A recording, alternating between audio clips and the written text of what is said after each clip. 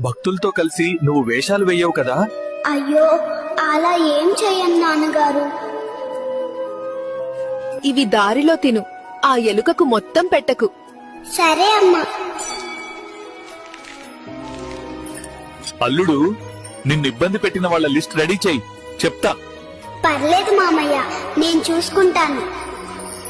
నాన్నా, ఇదిగో, ఇవి దారి ఖర్చులకి ఉంచుకో. సరే అత్తయ్య. జాగ్రత్తగా ఉండు. నెక్స్ట్ మంత్ నేను వస్తున్నా అని చెప్పు వాళ్ళకి. అన్నయ్య, వచ్చేటప్పుడు నాకేమైనా తీసుకురా. వాళ్ళ కోరికల లిస్టు తెస్తాలే, కలిసి తిరుద్దాం. ఏరా, బ్యాగ్ సర్దావా? సర్దేశా బాసు. వచ్చేస్తున్నా ఫ్రెండ్స్, ఇక 11 రోజులు గుమ్మేద్దాం.